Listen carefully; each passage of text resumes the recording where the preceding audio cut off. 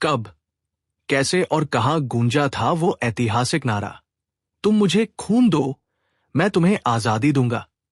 ये शब्द थे सुभाष चंद्र बोस के, एक ऐसा संदेश जो सीधे दिलों में आग जला देता था। उनका साफ कहना था, आजादी कभी भीख में नहीं मिलती, इसके लिए बलिदान, साहस और खून देना पड़ता है।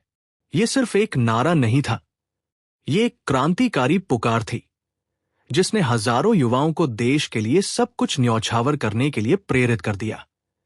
4 जुलाई 1944 रंगून की धरती पर नेताजी ने ये जोशीला भाषण दिया।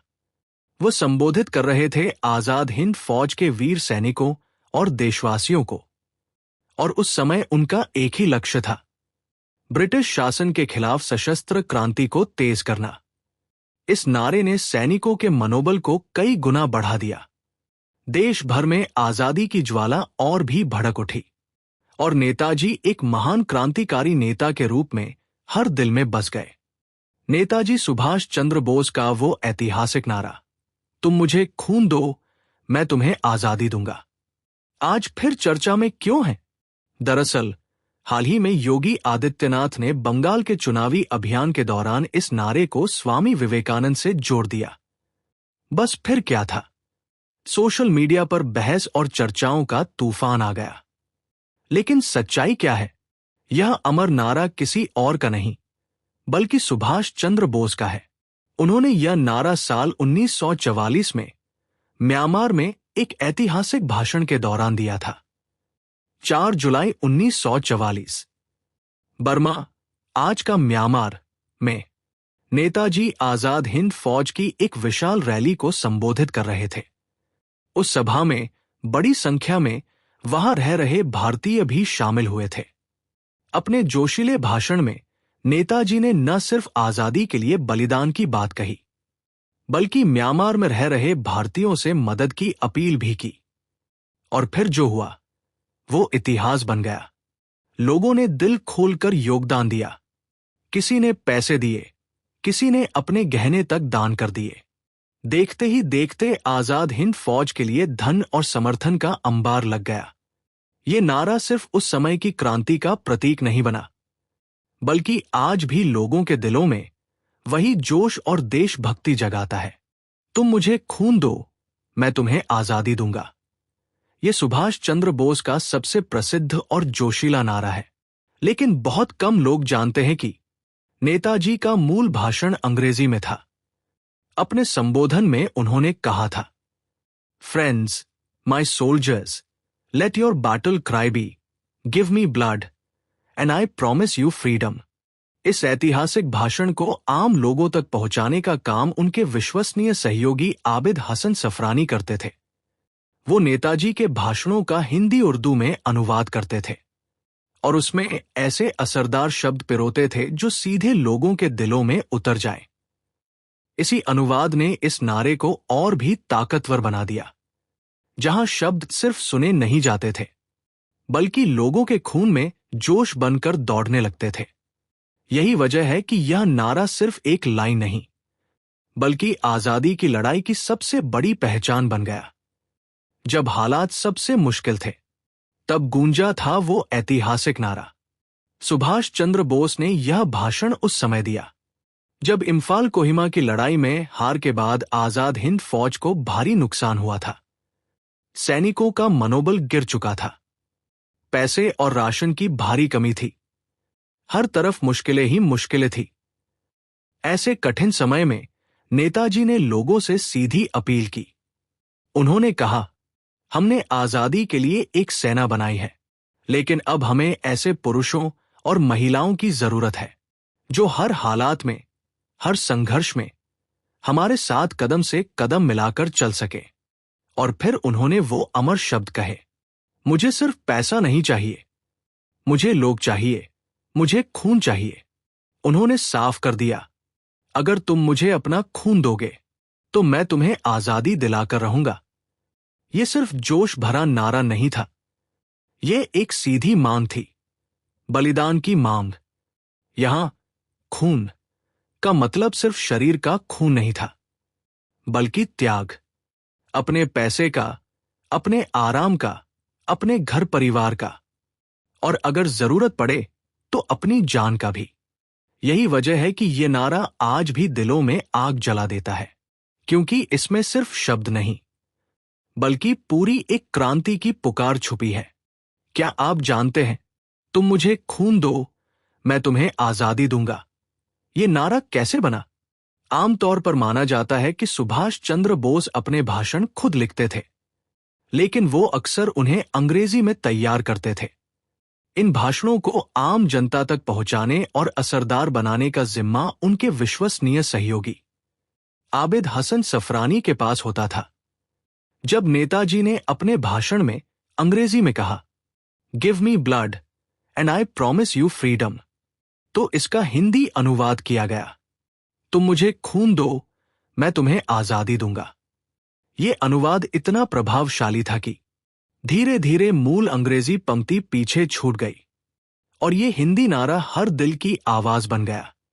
हालांकि ये भी सच है कि नेताजी और आजाद हिंद फौज के लिए कुछ दमदार और लोकप्रिय नारों को गढ़ने में आबिद हसन का भी बड़ा योगदान रहा।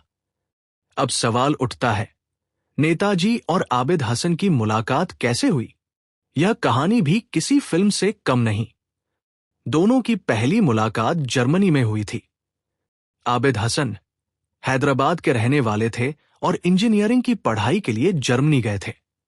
साल 1941 में जब सुभाष चंद्र बोस काबुल से जर्मनी पहुंचे, तब उनकी मुलाकात आबिद हसन से करवाई गई और यहीं से शुरू हुआ एक ऐसा सफर जहां आबिद हसन ने अपनी पढ़ाई, यहां तक कि अपनी पीएचडी तक छोड़ दी और पूरी तरह से नेताजी और आजादी की लड़ाई के साथ जुड़ गए।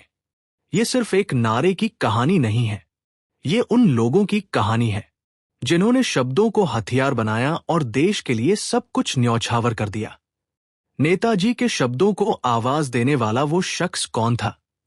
आबिद हसन सफरानी सिर्फ एक सहयोगी नहीं थे, वो सुभाष चंद्र बोस के सेक्रेटरी, दुभाषिया और भरोसेमंद साथी थे। जब नेताजी जर्मनी से जापान तक पनडुब्बी के जरिए उस खतरनाक सफर पर निकले, तो उस मुश्किल यात्रा में भी आबिद हसन हर कदम पर उनके साथ थे। क्या आप जानते हैं, जय हिंद नारे के पीछे भी आबिद हसन का ही दिमाग था? जी हां, 1943 से 44 के दौरान जब आजाद हिंद फौज को जोशीले और प्रेरणादायक नारों की जरूरत थी, तब आबिद हसन ने अपने शायराना अंदाज से कई नारे गढ़े। उनका सबसे मशहूर और अमर नारा बना, जय हिंद। इसके अलावा दिल्ली चलो और आजादी मुफ्त नहीं मिलती, कुर्बानी मांगती है जैसे नारों को भी आबिद हसन और नेताजी ने मिलकर जनवरी से जनवरी तक पहुंचाया। जय हिंद की कहानी और भी खास है।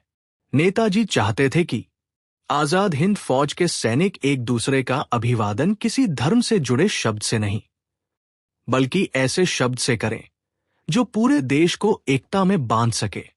तभी आबिद हसन ने सुझाव दिया, जय हिंद, और नेताजी ने बिना देर किए इसे अपनाया। बाद में आबिद हसन सफरानी आजाद भारत के राजदूत भी बने, लेकिन उनकी सबसे बड़ी पहचान हमेशा यही रही, वो इंसान जिसने शब्दों से देशभक्ति की आग जलाई। ये कहानी सिर्फ नारों की नहीं है, यह उन लोगों की है जिन्होंने शब्दों को हथियार बनाकर इतिहास रच दिया। आजाद हिंद फौज के नारों के पीछे असली ताकत कौन था?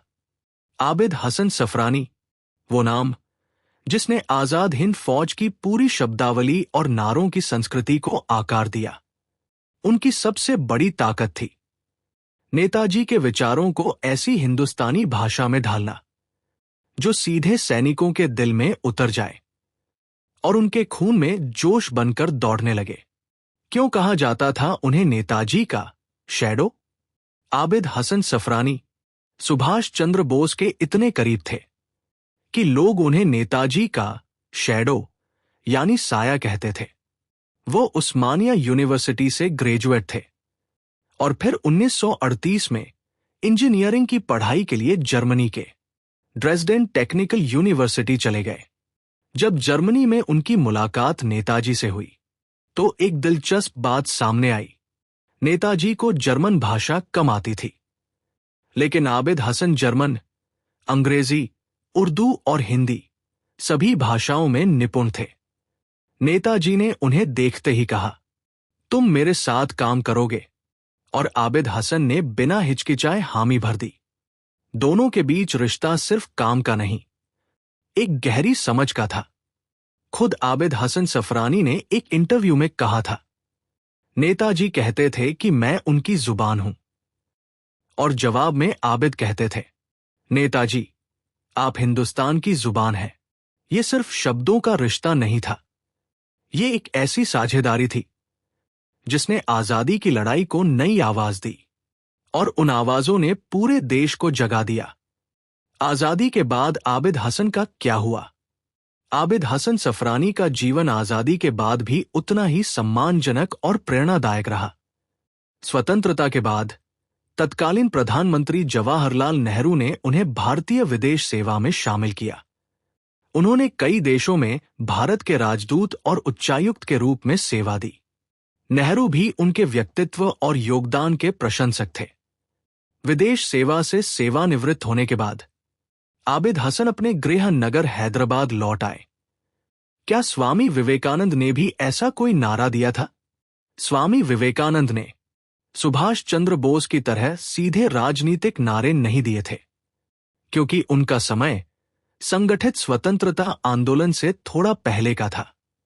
उनका सबसे प्रसिद्ध संदेश था, उठो, जागो और लक्ष्य प्राप्ति तक रुको मत। ये कोई राजनीतिक नारा नहीं, बल्कि युवाओं में आत्मविश्वास और जागरूकता जगाने वाला प्रेरणादायक संदेश था। दिलचस्प बात यह है कि नेताजी सुभाष चंद्र बोस स्वामी विवेकानंद को अपना आध्यात्मिक प्रेरणा स्रोत मानते थे, और महात्मा गांधी ने भी कहा था कि विवेकानंद को पढ़कर उनका देश प्रेम और गहरा हुआ।